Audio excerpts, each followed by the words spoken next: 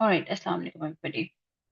So today we will be covering what to do after you get the MRCEM OSCE seat. So I've seen over the years many of us, are always surprised when we get the seat. So the minute we get the seat, we panic because we're not really mentally prepared. So this webinar is going to help you prepare yourself on the crucial steps you want to do when you get the OSCE seat. Let's get started. All right, my name is Dr. Tawju Shayar. I'm the emergency medicine consultant, a mentor, teacher, and trainer at Golden Hour in ER. And I am here to tell you how you can stay stress-free by following these next steps to help you figure out what you're going to do after you get your OSCE seat. First of all, congratulations on securing your seat. It's been a tough journey, but getting the seat is 20% of the battle. You want to have these smart next steps put in place to make the rest of your journey easier. Now let's do a quick recap of what we're expecting. So MRCEM OSCE is your final step in the Royal College of Emergency Medicine exams. 18 stations, 8 minutes each, 16 clinical stations, and then you get 2 rest stations. Location-wise, Octavia House is where your exam is going to be. 54 Eyre Street, London. Your roadmap. So what are we going to discuss today? We might do it in one session, we might do it in 2, depending on the time. The first thing is the admin stuff. So let's get the paperwork out of the way. Second would be accommodation, where you're going to live. Third is preparation-wise, what are we going to do? And fourth, a quick Q&A of any questions that you think I haven't covered and you need help with. All right. So let's do the immediate administrative steps. First would be when they offer you a seat, you have to then figure out how you're going to pay. Okay. And because this is specifically for people in Pakistan, but you can tailor this to your own country, we have a lot of taxes when we pay online with our card. So if you have a relative, somebody who can pay it online using a UK bank account or a US bank account, they have less taxes and that is going to be easier with a UK bank account specifically. You kind of save a little bit of money. Second would be just to be a member. So you save some money and just make sure that your card, if you are paying from your debit card in Pakistan, it has to be open for international transaction and then make sure you do the payment. Second would be figuring out about your visa. So usually we use a standard visitor visa for your OSCE. They will send you a specific letter stating that you have a seat. So you use that for your purpose of visit. Requirements would be proof of exam booking. You want to have funds, roughly £1,000, give or take, but minimum £1,000 in your account or equivalent in PKR. Ties to your home country. Please show specific ties to your home country. We'll cover this in detail. Usual processing time is 2 to 6 weeks. So please apply early because I know many of you will get the seat about 45 days before your exams. That's not a lot of time. And roughly the budget last time I checked at the time of recording this webinar was about £115. All right. Now let's get all the paperwork sorted. So you want to make sure that your passport is valid 6 months plus. If it's less, you will need to get your passport renewed as well, and that's added time. So please be careful. GMC registration only required if you are already registered. Otherwise, you don't need it, okay? Instead, you will now show here your exam letter, okay? Just put that.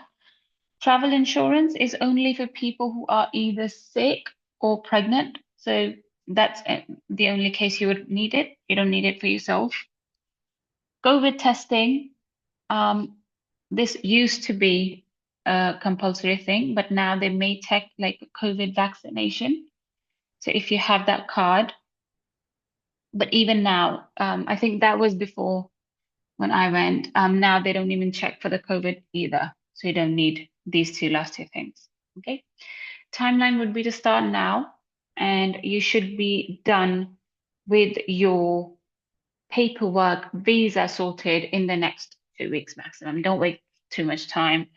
Yes, it is aiming at 2 months pre-exam, but that is only if you are 100% sure you're going to get a seat.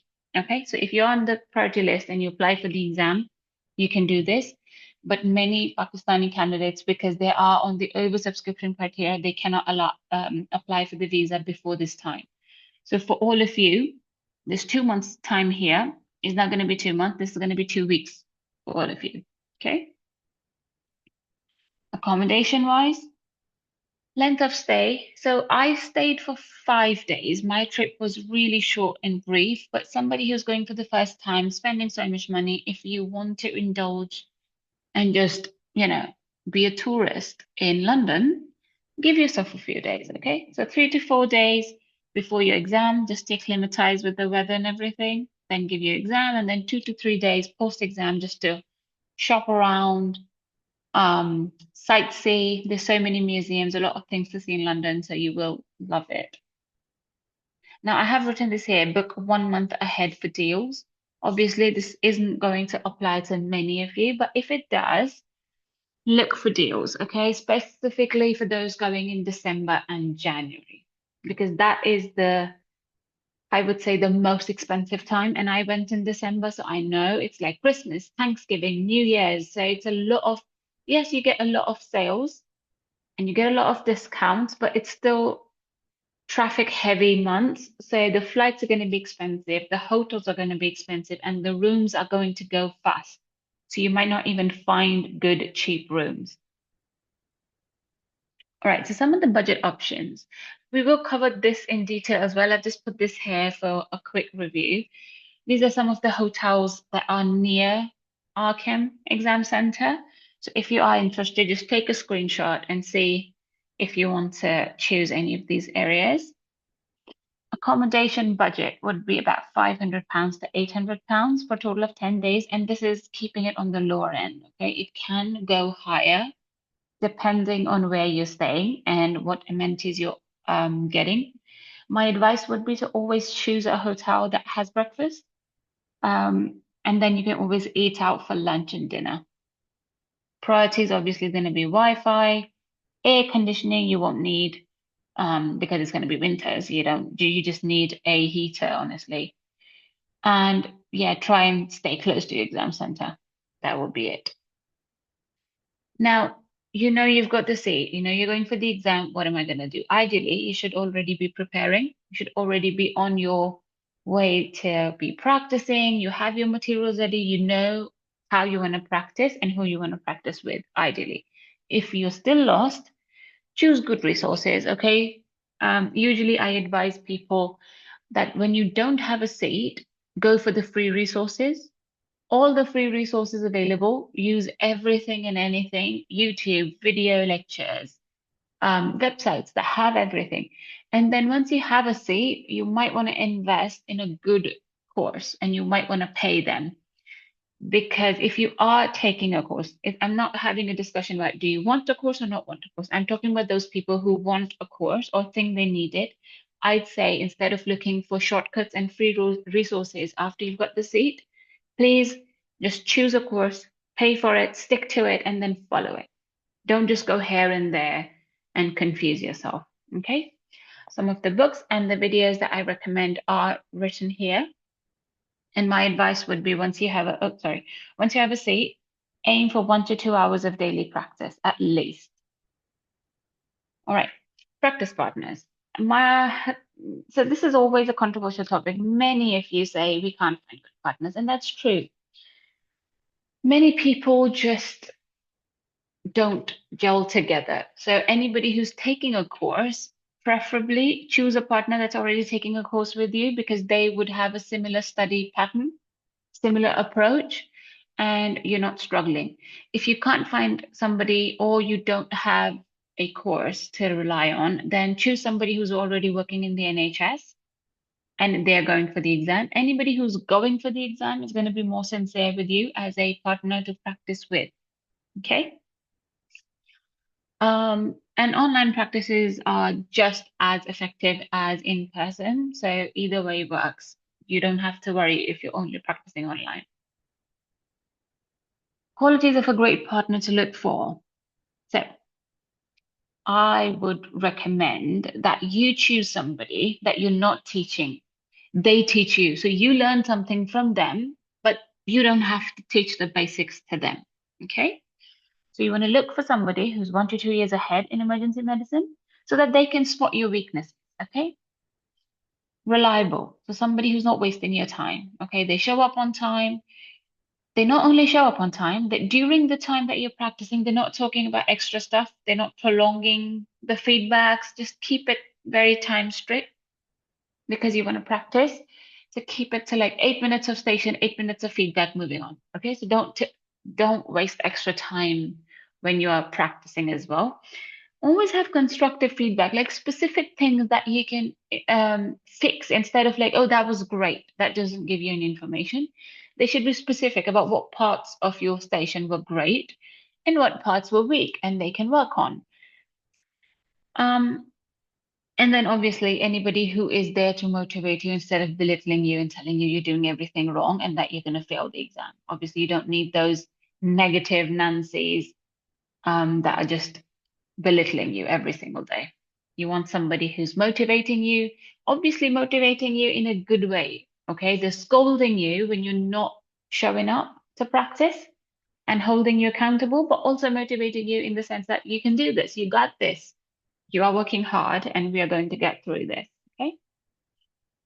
Overall, please have a mindset of a daily practice from now on, and then you have to build it up, build the stamina up. You want to practice stations 1 to 2 hours, self-study for 1 to 2 hours, um, have your notes ready and review them last minute as best as you can. Okay. Practicing under stress will help you pass with ease. Okay. Now, key takeaways, act now. So practice daily, but please get the paperwork out of the way early so that you're not mentally occupied and not focusing on the OSCE itself. Now, let's come to the details. So let's do the OSCE visa guide for MRCEM. How are you going to do this? So apply online, go to government.uk website and start the process. You don't have to pay first. You actually fill the whole document first, the application form first, and then you pay at the end. So if you feel like you cannot go through the whole application in one day, that's fine. You can always save it to your email address and then come back to it when you have the rest of the information. Once you've done your application, you will book an appointment for biometrics, submit all your documents. My recommendation would be to scan and submit documents online, but always take them in like the originals and one photocopy with you at the biometric center as well. And then you want to wait and see what they say. So usually the application window is that 3 months before travel, but that's not going to be a problem for all of you because you usually get the seat about 45 days before the exam and before you have to travel technically. Arrive in the UK at least 48 hours before the exam. That is important, okay? Because you want to get used to the time difference and the weather. Start early to allow processing time. Yeah, so that this is also important. Many people have heard that I've seen they've got delays and they had to move their flights and their hotel booking, and it's just added stress on top of the exam. So don't do that. Apply early so that you're stress-free and able to focus on what matters.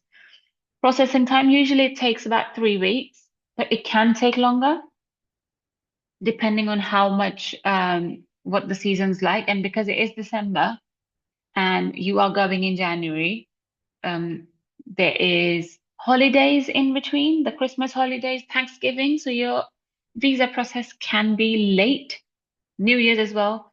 So expect like two-week delays roughly. So please apply early, don't wait. And also, they do say priority one, and you can pay more for that one. I didn't, and I went for my exam in December, so I applied in November. My visa did come in time, but if you are super worried and you have the means and the money, you can go for the priority service for faster processing. Application fee for 6 months visa. Oh yeah, so I updated this one.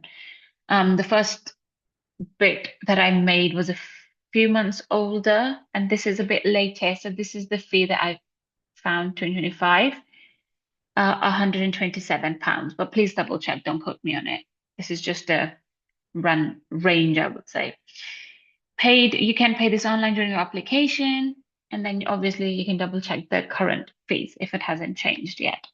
Must have documents. So you want to have a current passport that has at least one blank page.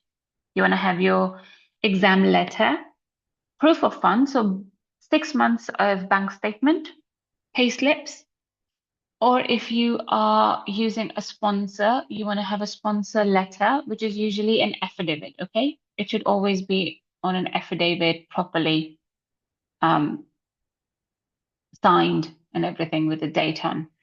Accommodation, you don't need per se, but you have to fill it in the application form. Okay, you don't need to attach the hotel booking, you can just fill it in the application form. Travel plans, again, the flights and the reservations, you should have them, but you don't need, you can have a provisional one. You don't need to have a final letter, and they don't ask for the flight details either. Okay, they do ask you when are you coming in and when are you leaving, but they don't ask you for like the ticket and stuff. You don't need to upload that. And then you need an employment letter that will show basically your ties to Pakistan, that you're working and you will come back.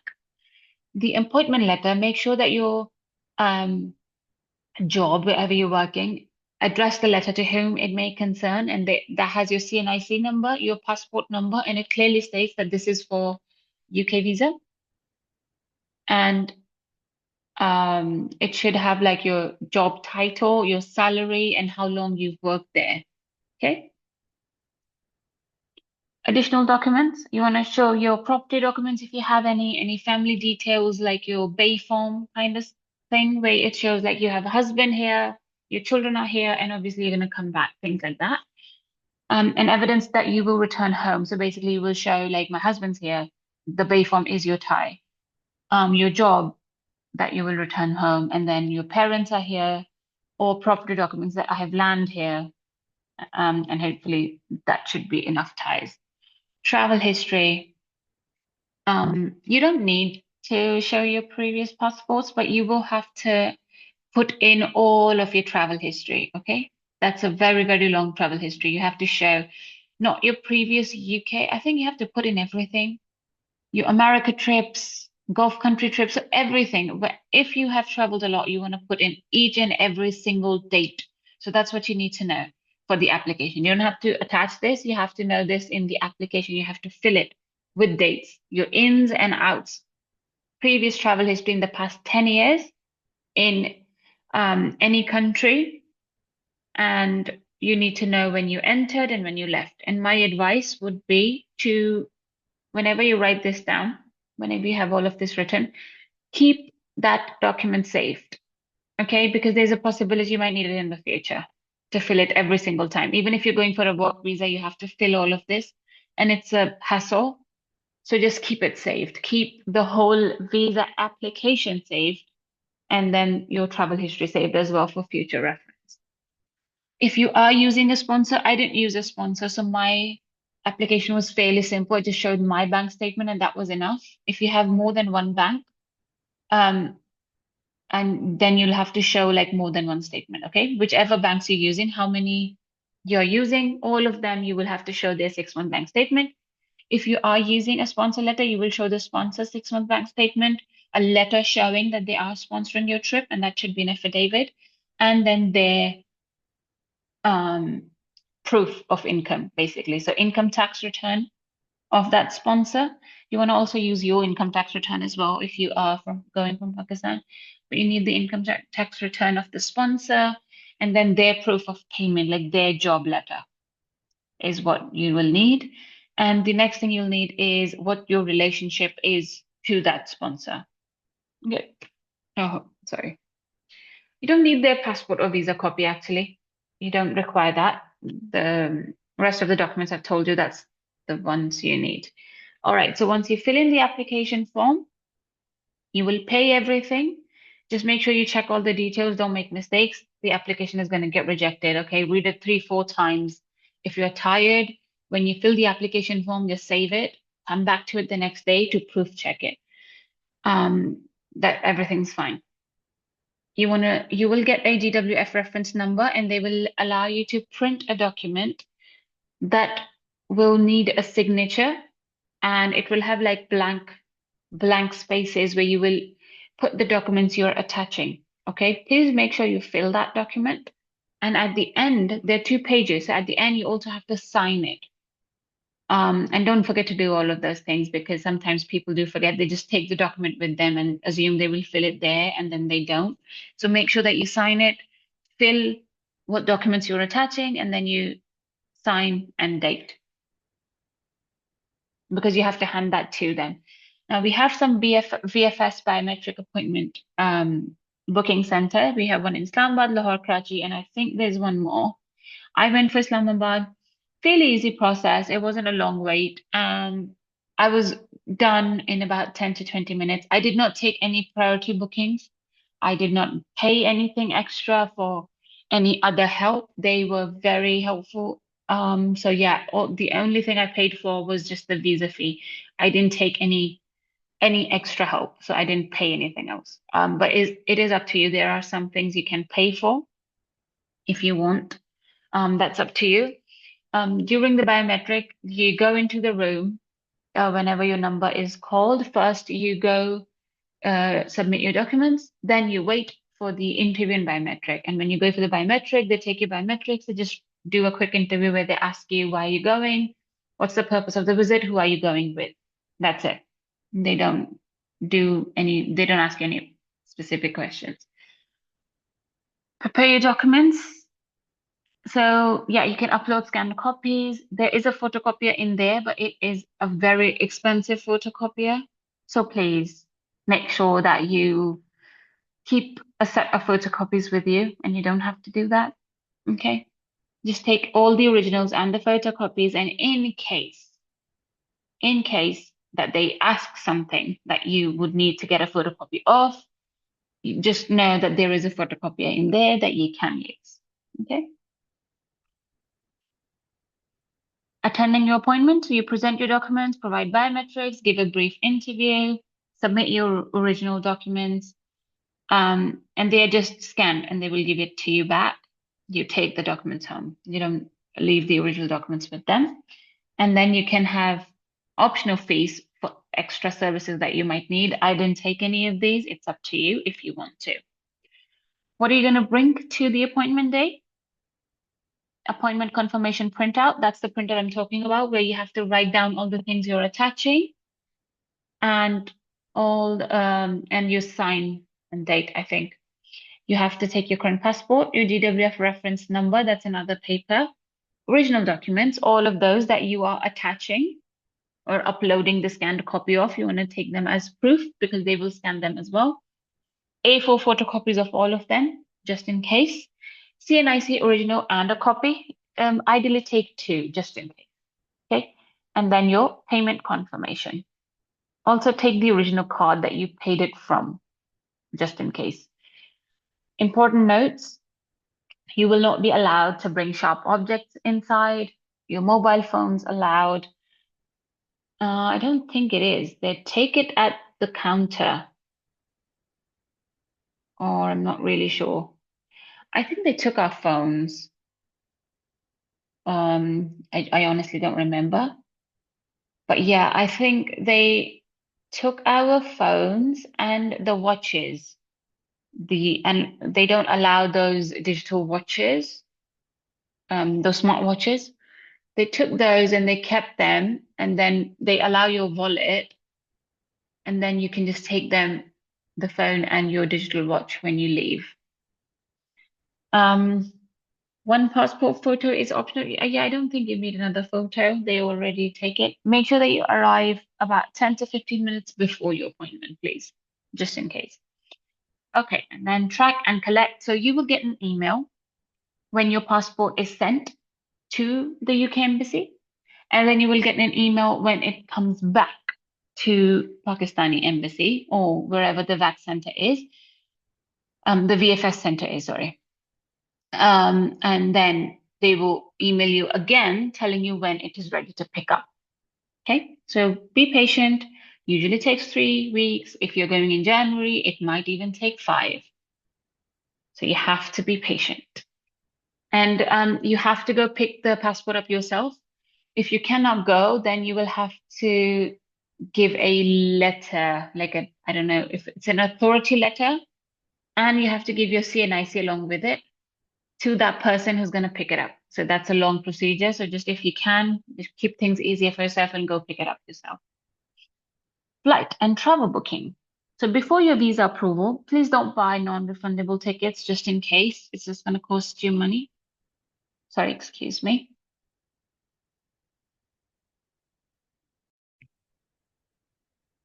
All right. So where were we? Okay, so no need to buy non-refundable tickets. You can get flight reservations done from like even those, what do you call them? The travel agents, like they can help you get provisional bookings. If you can get them yourself, you can do that. But yeah, my recommendation would be to get a provisional booking instead of a non-refundable confirmed ticket. Okay. Or just consider refundable or transferable option in case of delays. You don't know, there could be any reason that you find a delay. Document-wise, obviously provide clear travel dates, show return flight plans. So you have to write these in the application, okay? And you want to include the accommodation details as well. So all of this you have to put in your application, okay? You don't need documents for this, for your visa. You don't need to upload anything. You will, however, need um, to put the dates and everything and the hotel name and address in the application itself, okay? All right. So these are the common refusal reasons that we see. One is insufficient funds. So you don't provide proper proof of the funds that cover the entire trip, or you show your expenses more than what's in the funds you've provided. Big ties to Pakistan. So please obviously show evidence of a job, a family. If you have a husband and kids and you're leaving them behind, that's a very good family tie to show. If you have property, that helps, or just give them a good reason that you're going to come back. Okay. Unclear purpose. That's not going to be a problem for all of you. Your exam letter should be enough and the date. And that eye delay should not be a problem for anybody going for the exam. Inconsistent information. So if you have put in some wrong information, contradictory answers, wrong dates, false documents, or expired documents, then you're going to be in trouble. Okay, so please double check every date, every information that you've provided, hopefully. That will help. All right, so application timeline example. So if your exam is, for example, on the 15th of January, follow this realistic schedule. Okay, so 10 weeks before, you want to gather everything up that you need for the application.